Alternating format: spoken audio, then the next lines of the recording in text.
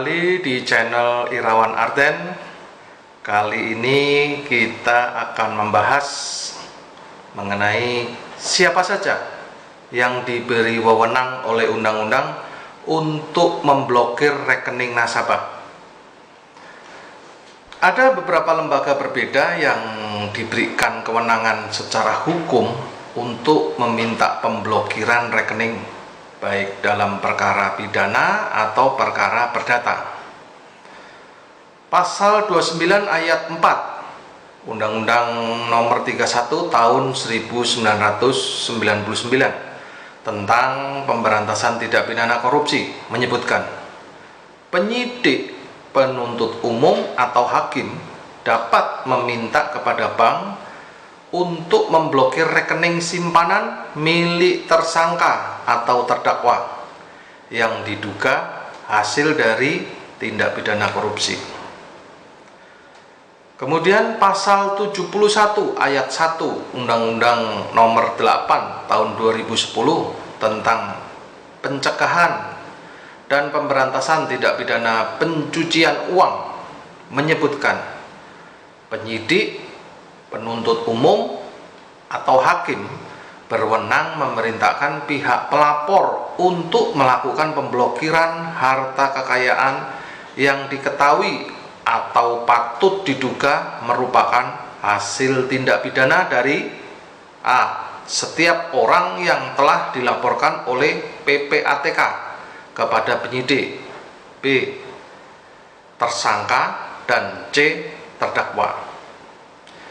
Ditentukan dalam pasal 17 ayat 1 butir A Undang-Undang Nomor 8 Tahun 2010 bahwa pihak pelapor diantaranya adalah meliputi bank. Pasal 98 Undang-Undang Nomor 37 Tahun 2004 tentang kepailitan menyebutkan sejak mulai pengangkatannya, kurator harus melaksanakan semua upaya untuk mengamankan harta pailit dan menyimpan semua surat, dokumen, uang, perhiasan, efek, dan surat berharga lainnya dengan memberi tanda terima.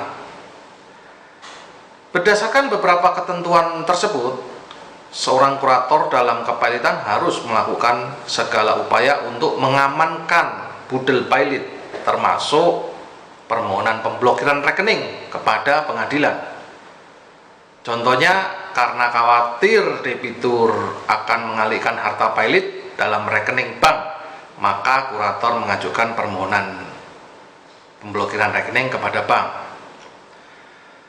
Selanjutnya pasal 17 ayat 1 Undang-Undang Nomor 19 Tahun 1997 tentang penagihan pajak dengan surat paksa sebagaimana telah diubah dengan Undang-Undang Nomor 19 Tahun 2000 menyebutkan penyitaan terhadap deposito berjangka, tabungan, saldo rekening koran, giro atau bentuk lainnya yang dipersamakan dengan itu dilaksanakan dengan pemblokiran terlebih dahulu. Dengan demikian, selain pejabat penegak hukum seperti polisi, jaksa, dan hakim, pejabat pajak juga boleh langsung melakukan pemblokiran rekening seorang nasabah bank.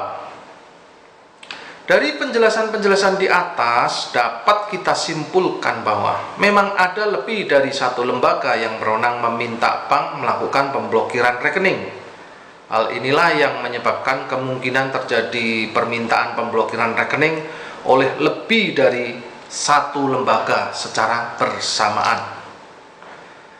Bank Indonesia sendiri dalam pasal 12 ayat 1 Peraturan Bank Indonesia nomor 2/19/PBI/2000 tentang persyaratan dan tata cara pemberian perintah atau izin tertulis membuka rahasia bank menyebutkan bahwa pemblokiran dan atau penyitaan simpanan atas nama seorang nasabah penyimpan yang telah dinyatakan sebagai tersangka atau terdakwa oleh polisi, jaksa atau hakim dapat dilakukan sesuai peraturan perundang-undangan yang berlaku tanpa memerlukan izin dari pimpinan Bank Indonesia.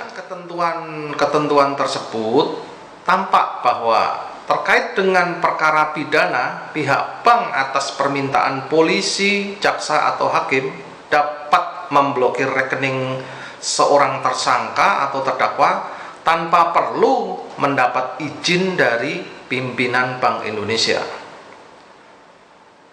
Menurut hemat kami, permintaan pemblokiran rekening oleh bank atas permintaan beberapa lembaga berwenang pada saat bersamaan dimungkinkan terjadi karena diberi kewenangan oleh undang-undang. Ingat, kebenaran adalah ibu dari keadilan. Oleh karena itu, jangan membenarkan kebiasaan, tetapi biasakan bertindak benar dan berpikir benar di luar kebiasaan.